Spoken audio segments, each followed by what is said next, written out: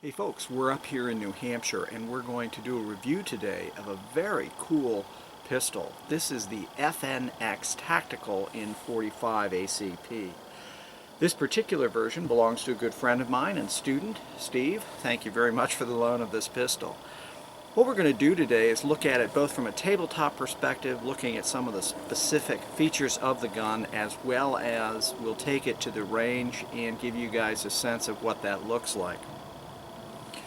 This version is set up with the threaded barrel, which will allow a suppressor if you own one of those, so its sights are set up to run suppressors. It also has the Trigicon RMR sight. This one's a 6 MOA. I have not shot this gun, so I am looking forward to it because there's a whole lot of nice things in terms of its design. One of the things that is impressive to me, and we should feel on the range, is the fact that it has a relatively low bore axis. So that bore axis being low should give us a feeling of more of a push than a flip as we shoot the gun and we're riding through that recoil.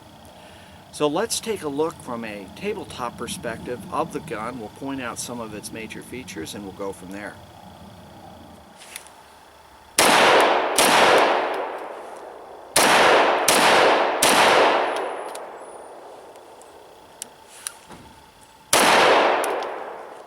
Okay folks, so let's take a look at the FNX, the Tactical 45.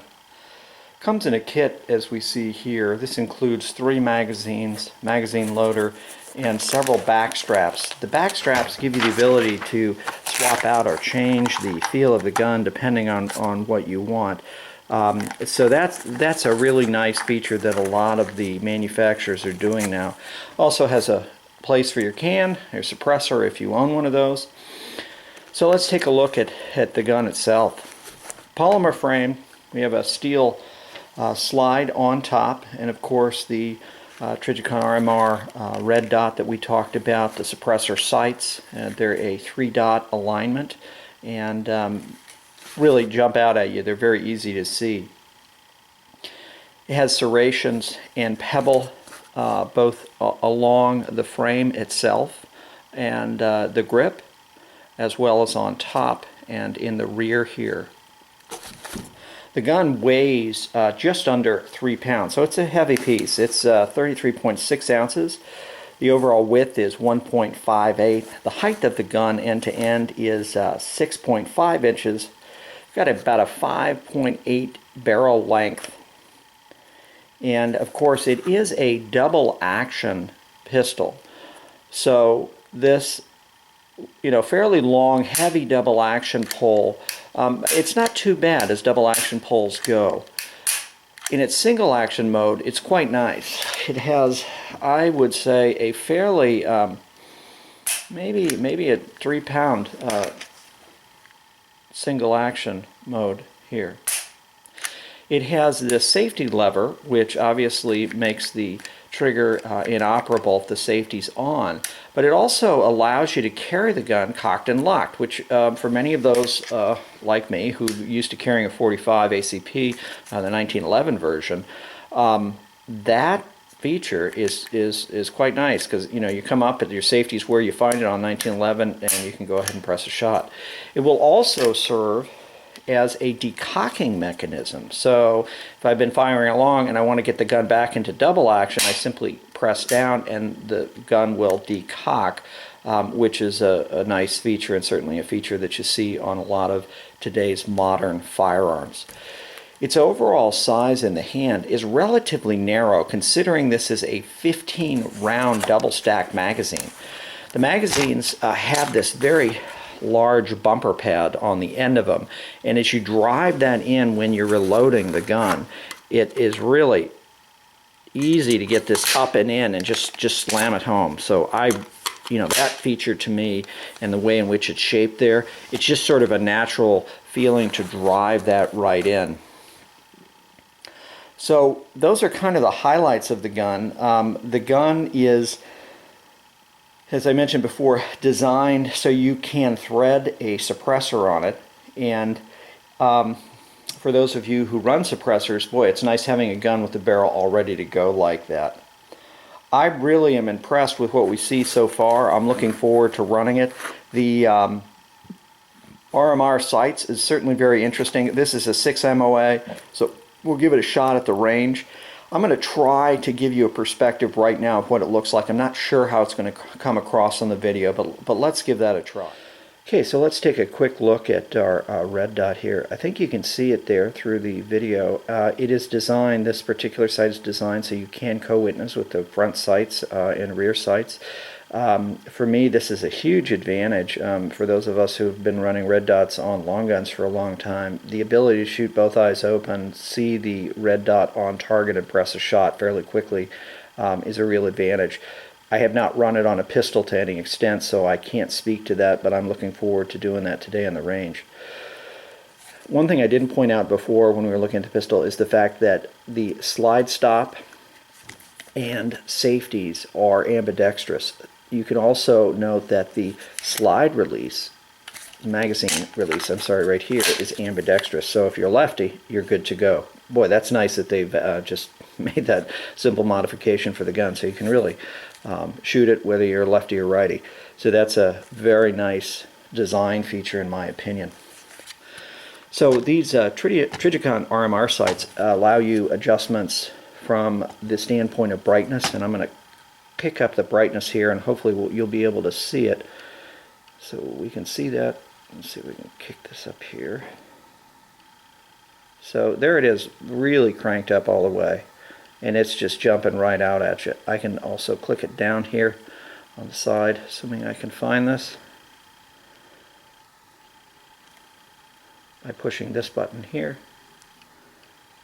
And you can see, so if I push the button down, I can really get a small dot, which should aid me in shooting precision. So we'll get a sense of that once we go to the range today. So this concept of a red dot mounted optic on a handgun I think makes a lot of sense, and I'm really looking forward to that. And of course the FNX-45 is set up so you can pick your optic, drop it in, and get ready, get out on the range and run it. So enough of the talking, let's get out and start shooting this thing.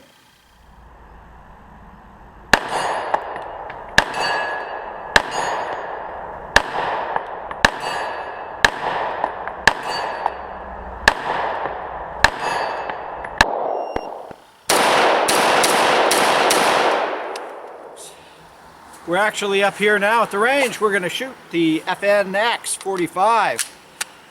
Looking forward to it. I'm going to start by just using the iron sights, doing some accuracy tests, allowing me to get used to the pistol. I'm going to start also by shooting the first bit of accuracy in single action, just because I'm not familiar with the double action. And then we'll do some drills with double action and see what it looks like.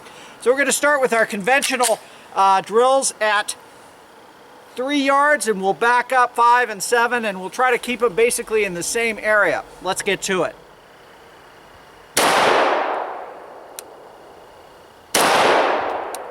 Very soft shooting.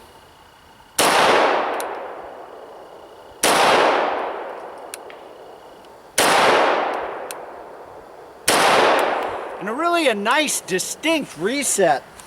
So we're going to take a look. I've got one out, and that was my second shot. I just was not focusing on the front sight. Everything else is in a nice group. Certainly acceptable from this distance, not a big deal, 3 yards. But I'm really liking the trigger reset. Let's take a look at our target. So this is our group. We have one flyer. That was me, not the gun. Once I got used to where the trigger is and where that reset is, focused on the front sight, we can see we got good hits. We're now going to move up to the second circle up here on top, and we'll shoot at that from 5 yards and see how we do.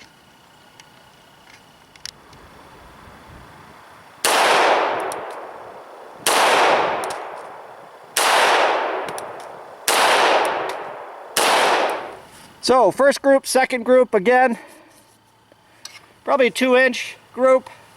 Not shooting, I was shooting a little faster probably than I should have, not knowing the trigger, but you can see we got good accuracy in there. Really nice, really impressive. I'm going to step back to 10 and focus on this area over here. So our target's on our left. I'm at 10 yards away. Going to do my best to do the gun justice.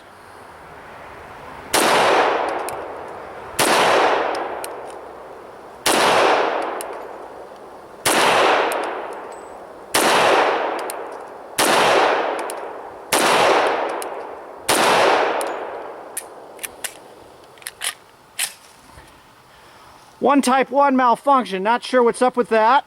I'll check the primer. This is RMS ammo, which I've had similar issues with before. It's a really hard primer, so not sure what's going on there.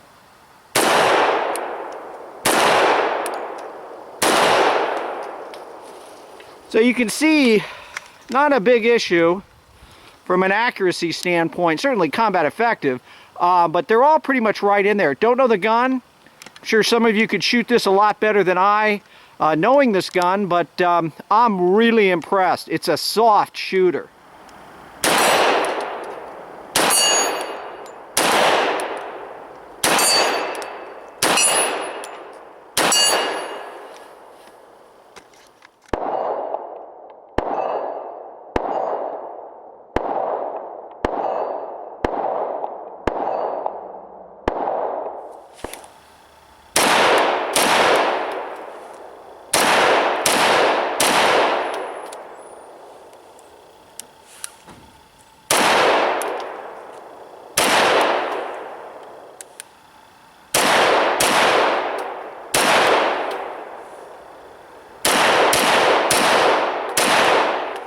So we're at 7 yards away, and again, every time I saw the red dot come back onto the center mass, I pressed a shot. All my shots are right down in here. A couple of headshots, you know, transitioning up. Again, we saw what that looked like. Very, very easy to get those hits.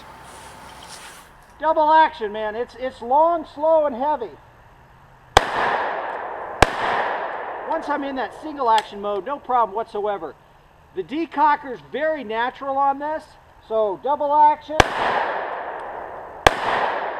Right? And then I just decock straight down. Quite nice. Heavy double action though. Super soft shooting. I mean, there's no way around it. This is just an outstandingly soft shooting gun. This was our double and single action work that we did. So I was transitioning between double to single action, and you can see everything's pretty much right in there. I was 7 yards away, so not a great distance, but you know what I consider combat realistic distances, and I was just working that double action trigger. No problem whatsoever with this gun. Great feel. I mean, really, really, it's big, it's beefy, it's heavy, but boy, it is just fantastic to operate.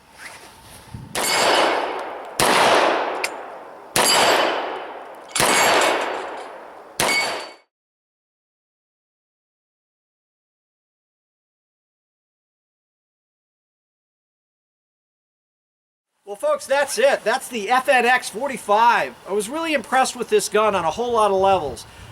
The single action trigger is excellent. I like the fact that you've got a safety that allows you cocked and locked carry as well as a decocker, which really adds a lot of value in my eyes.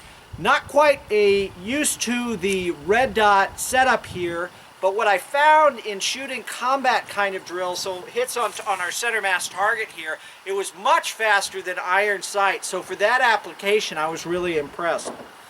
Overall, fit and finish, excellent. High-end gun for those of you looking for a tactical 45, one that's all tricked out for a suppressor and can run a red dot. The FNX-45 by FN may be the way to go. Thanks so much for watching, and as always, stay safe.